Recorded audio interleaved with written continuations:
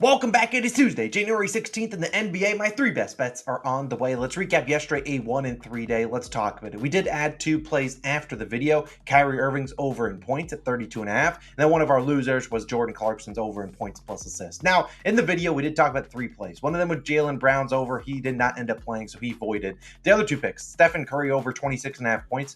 He ended up on the hook. He had 16 in the first half and then only scored 10 in the second half, ended with 26. Just a brutal beat there. And then Fred VanVleet over 17.5 points. Look, you got to be man enough to admit a bad read, and that was one of them. VanVleet just did not shoot the ball. I don't know what got into him, but he didn't shoot yesterday. Either way, a 1-3 day. And honestly, it hasn't been a great, last few weeks. And we got to be better. We got to lock in. We got a few weeks till the All-Star break. We need to get locked in and dive into today's pick. So we need a 3-0 sweep. Honestly, the broom is super dusty over there. It's been a while since we had a 3-0 sweep. Only 3 picks today, no added plays. It's only 3 games on. Let's dive in. Let's just get these picks done and let's have a 3-0 day. Let's have a great day. Start the momentum. We know we are capable of hot streaks. We just haven't had one in a hot minute. Let's start a hot streak today going into the All-Star break. But we're going to start with the first pick of the day. Not waste any more of your time. All 1 units. Let's start with Shai Gilgeous-Alexander over 30.5 points, minus 110 on DraftKings. Now, I would play this at 31.5 if you want to lay a little bit of juice. I almost took his 30-plus points, like minus 130. I almost made him a same-game parlay for mine, in that. But I'd rather just take him at 30.5, not overcomplicate things, because normally when SGA gets to 30, probably a pretty good chance he gets to 31. Now, there is a chance then when I'm recording this and when you're watching this, SGA maybe is not playing. He could be announced out. They are on a back-to-back, and he's been monitoring a little bit of an injury status. However, coming off a loss yesterday, I really don't think OKC wants to continue a losing streak here. And obviously, there's still a long season to be played, but SGA is a guy that wants to play pretty much every single game. Heck, no NBA player really wants to sit out. And also, this is going up against the Clippers, a team that obviously traded him away. This game means a lot more to him than it probably does his other teammates. And that's kind of shown in his last 5 games versus the Clippers. Look at his numbers. 33, 24, 31, 30, and 31 points, going over in 3 of 5. So you look at the line, pretty sharp, because he has ended with 31 points twice on the hook positively, and then 30 points negatively on the hook. Now, you look at that and you can be like, oh man, this line's sharp, and it could be sharp. However, the field goal attempts have been there. He actually just hasn't shot well in a lot of these games. In his last 5 versus the Clippers, 22, 23, 25, 15, and 25 field goal attempts. So it's 20 plus field goal attempts in 4 of the last 5. The one game he didn't attempt 20 plus, he only played 27 minutes, did not play in the 4th, as they lost that game by 22 points. And we think at the end of the day, this is a guy in SGA. We know how good he is. We know how talented he is. He can score 30 plus points easily in 3 quarters. He's done that before. He sometimes will not play in the 4th if it's a blowout. However, I think this game's close. In the season, SGA averaging 31.3 points per game. He scored 31 plus points in 25 of 38 games played, and he scored 31 plus points in 18 of 21 when he shoots the ball 20 or more times. Like I said, this is going to be a matchup that he has woken up for, tried a little bit harder in, and SGA is coming off a game he didn't play too well last night. I mean, he played against the Lakers. I think he scored, 24 points, 1 for 6 from 3, but made less than 50% of his shots, which is unlike SGA. Honestly, he's normally above 50% from the field. And the Clippers are obviously a team that's coming off coming off a loss against the Timberwolves. I was at that game. Sure, not a great game for him. I would almost guarantee James Harden goes over in points or points plus assists today, but I'm not doing it.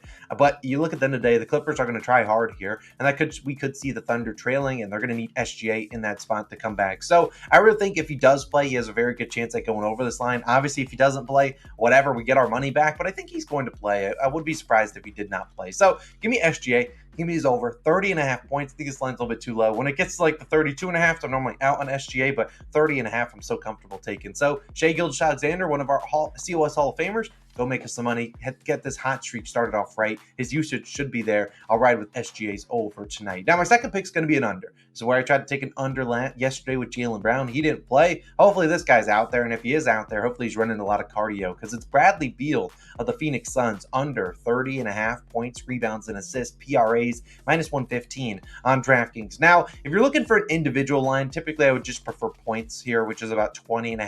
I would play this to about 29.5 as well. But I rather combine the PRAs, because Bradley Beal, not known for being a great rebounder, knock on wood, he doesn't grab like 10 boards tonight. And also, he has the assist there, but he doesn't have a ton of potential assists, given, Durant and Booker are going to have the ball in their hands too. But if you're looking at a good guy to sell high on, it's Bradley Beal, because in his last 2 games, Beal has played really, really well. He scored 47 and 32 PRAs. Now, in those games, he shot 66% from the field and 69%. He made 4 and 8 3-pointers. Yeah, tell me that's sustainable. Yeah, because it's not. Because Bradley Beal, not normally known for being that, actually, when he came into the league, he was a very good three-point shooter. Stopped shooting threes with the Wizards. Just not a guy that hits 8 threes on a whim. That's just not what he normally does. And you look at his regular three-point line today, it's 1.5, which is about minus 160. So I think he makes 2, but the 2.5 to make 3 or more threes is like plus 200. So they really don't think he makes that many threes, and I don't see him having a huge day against the Kings. Now, so they're back at home. So you look at the last 2 games when you've seen Beal go crazy. Well, they've been on the road, so normally the role players aren't showing up. But guys like Grayson Allen, and particularly the bench like Eric Gordon, hopefully those guys show up, because those are the guys we kind of need to kind of take away some usage from Bradley Beal. Because we know Devin Booker and Kevin Durant are going to get theirs. It's Bradley Beal that's kind of the third fiddle here. And the Kings, while they aren't necessarily the best defense in the NBA, they do have some calling cards. They played decently. The last 15 or 10 games, they're 15th in defensive rating. Not terrible. They've also allowed, interestingly enough, the fewest points per game in the paint. And over this time span, too, they've allowed the 4th most catch and shoot threes. So how you're beating them is shooting a lot of catch and shoot. You're getting guys dishing it to the shooters. Those guys are knocking down shots. However, Beal's not really a big catch and shoot guy. The number 1 and 2 guys on this team for catch and shoot, you got Eric Gordon and Grayson Allen. Number 3 is Kevin Durant. And then if you want to look at Beal, he's technically number 4. He's tied with Booker. But look at Beal. It's just shooting 36% on catch and shoot threes these last 10 games. That's not really his calling card. It's a lot of catch and shoot stuff. Now, obviously, he could knock down some shots. Beal is obviously an NBA player. But he is under this in 9 of 11 games with Durant. His last 2 versus Sacramento, 29 and 25 PRAs. That was as a member of the Washington Wizards when he had a lot higher usage rate. At the end of the day, this guy that's third fiddle on his team. I think Booker and Durant will be able to get wherever they want against the Kings defense. And also, you're going to think about these last few games. I feel like Beal hasn't had to do anything defensively. And you're playing like the Blazers, and you're playing, I think, the Lakers were one of those teams in there, I believe. Outside of that, I mean, he's going to have to go out there and guard someone today. So he's going to probably have to guard either Malik Monk. I probably won't guard De'Aaron Fox, but I probably have to guard Malik Monk and have to run around and have to chase some guy and do work defensively. And at the end of the day, if you're just looking for a guy that is not going to shoot as well as he has the last 2 games, Bradley Beal. He's not a 70% from the field shooter, given he shoots a lot of mid-ranges and three-pointers. So I really think this is a good spot to fade him. He's definitely due a 4 for 13 type game soaring under this line. I think it's a kind of a telltale sign that they didn't even move his line. He's crushed the line the last 2 games. They've kept it firm here. I like to take these under 30.5 points, rebounds, and assists. Go clank it up, Bradley Beal. That's what we're asking for. And then my third and final play of the day will actually be a same-game parlay with the guy in the thumbnail. We're trusting the process tonight. This is Joel Embiid, same-game parlay. Let's talk about it. 30 points, 10 rebounds, and 3 assists, plus 145 on Bet365. Now, before you even talk about why I like this, I'm going to answer the comment that I know I'm going to get. What about FanDuel? People that only have 4+ assist line. Obviously, I like the 4+ assists too. However, you're getting worse value for 4 assists on FanDuel. So this is why I say if you got Bet365 in your state, you definitely should get it. I personally don't, the hit rates go down pretty significantly for 4 assists for Embiid. I still do think he can get 4 assists pretty easily, but obviously assists are sometimes tough to come by. 3, a lot easier to get than 4. So if you don't have to take the 4 assists, I probably wouldn't. If you can get 30 and 10 for plus value, I'd probably lean toward that instead of taking the 4+ assists. But that's just my personal preference. Now, I was considering a couple Embiid props. I was considering his points line, his points rebounds line, and his PRA line. However, I feel like this is probably one of the easier ways to get plus 145, get close to the PRA line, and heck, he could hit this line and not go over in PRAs too, and that's probably happened a few times this season. Now, they are taking on the Nuggets at home, and just like SGA, there is a chance Joel Embiid does not play today, and if he does it and he's ruled out, then the rest of this video is probably irrelevant. However, in a game where they're facing the Nuggets, probably facing Jokic, I would imagine Jokic plays, nationally televised game.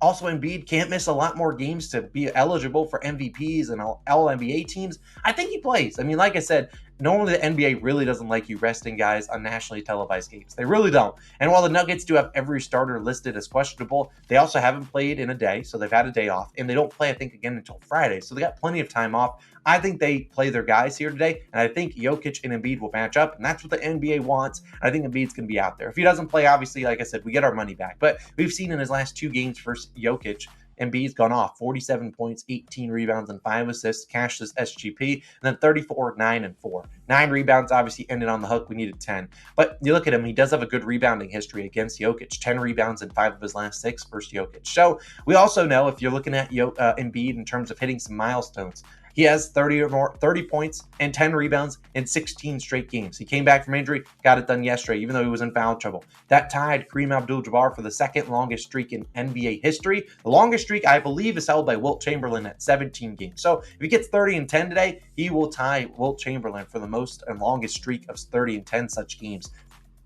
Well, you know Embiid, he's kind of a stat padder. He's even referenced that sometimes, hey, it's okay to pad the stats a little bit. I'm not saying he's going to pad the stats against Jokic. However, sometimes Jokic is claimed as a guy that does pad the stats. So if there's ever a game for Embiid to go out there and pad the stats, this is the game. And we've seen Jokic and Embiid, they've matched up before, and Embiid typically takes the game pretty seriously. And you also just look at Embiid's body of work this season. Look at the hit rates in 28 games played. This is how Embiid's done. I mean, he's been ridiculous. 30 points in 23 of 28. 10 rebounds in 24 of 28, 3 assists in 27 of 28, and 30, 10, and 3 in 20 of 28 games. The fact we're getting this at plus 145, I mean, I'm willing to lose a unit on this at plus 145 on Bet365. Look, if he doesn't come through, maybe the rebounds don't hit, or maybe the points don't hit, or maybe the assists don't come through, whatever. But he said this in 20 of 28 games. I'll take my chances with the process tonight, trying hard. Obviously, if he doesn't play, whatever, we get our money back, but I'd be shocked if he didn't play. Actually, no, I would not be shocked. This is the NBA, guys. Do not care. But I really do think he plays tonight. So that was my 3 favorite picks of the day. SGA's over in points. Hopefully he plays. Then we got Bradley Beal's under. Then we got the process. Joel Embiid's same game parlay. 30 points, 10 rebounds, 3 assists, plus 145. Those are my 3 picks. Let's go 3-0. Say a prayer so we can bring out the broom over there. And let's start a hot streak that I know we definitely do. If we go 3-0 today, the ladder returns tomorrow. You guys have a great Tuesday. I'll see you guys back again on Wednesday. Peace.